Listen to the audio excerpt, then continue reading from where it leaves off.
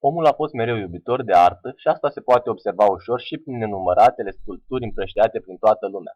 În videoclipul de astăzi ne vom concentra atenția asupra acelor statui sau sculpturi care sunt puțin mai ciudate și mai indecente decât ar trebui să fie.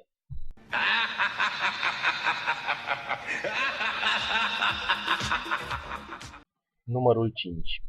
Amplasată pe treptele exterioare ale Muzeului Național de Istorie din Calea Victoriei, statuia împăratului Traian a stârnit nenumărate controverse. Intitulată oficial Imperator Traians, statuia îl reprezintă pe împăratul roman Traian, ținând pe brațe lupoaica Romei. Este impropriu spus că o ținea în brațe, de fapt ceea ce este denumit lupoaică levitează, văzându-se clar că mâinile statuii sunt libere. De asemenea, nu știu cine ar putea numi chestia aia cu țâțe o lupoaică. Arată mai mult a un hibrid ciudat în care doar picioarele și coada aduc ca câine, restul trupului fiind total anapoda, în special extensia din gât care se dorește a semăna cu steagul dacic. Cât despre împărat, cred că imaginile vorbesc de la sine.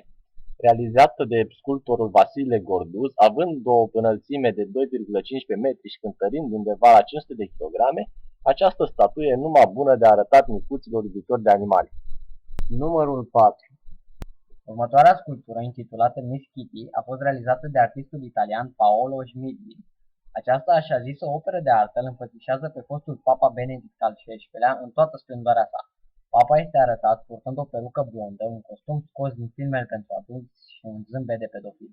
Sculptura a fost expusă în muzeul din Milano, Italia, dar a fost rapid înlăturată datorită presiunilor puse de foarte multe organizații catolice care o considerau inacceptabilă din motive evidente.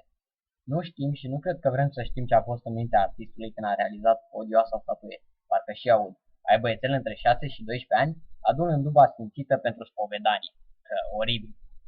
Numărul 3.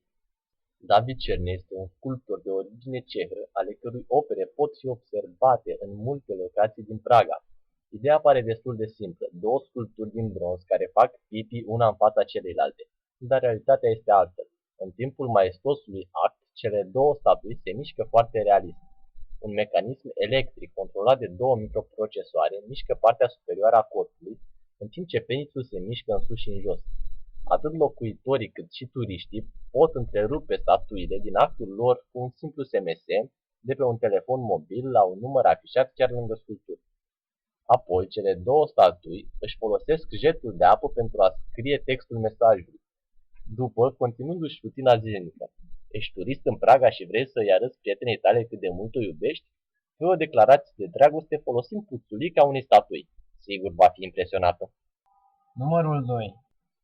O sculptură nudă a celebrului star pop Britney Spears, care mângâie un cap de urs, a reușit să creeze multă vâlvă într-un timp foarte scurt.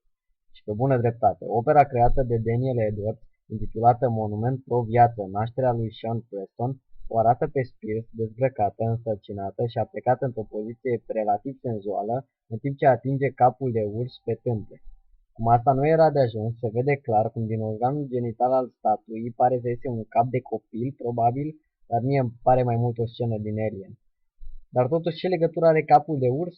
Ei bine, după spusele artistului, imaginea din spate a nașterii era prea proeminentă, așa că trebuia să echilibreze cumva situația și în partea din față. Deci a ales capul de urs.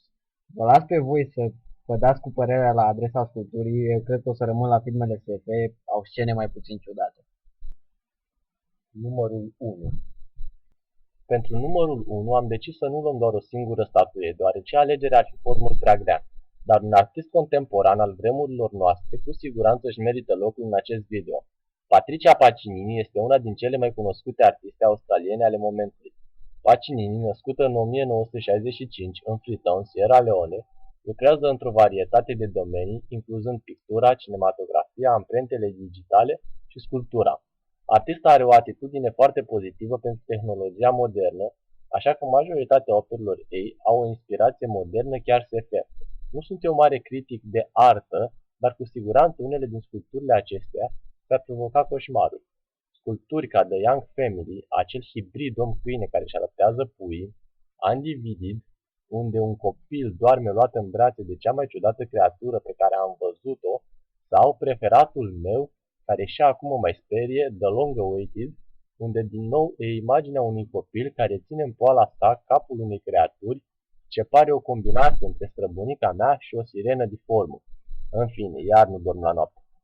Acestea au fost top 5 statui ciudate. Dacă v-a plăcut, dați un like, un share, să vadă și prietenii voștri. Lăsați în comentarii teme pentru următorul videoclip.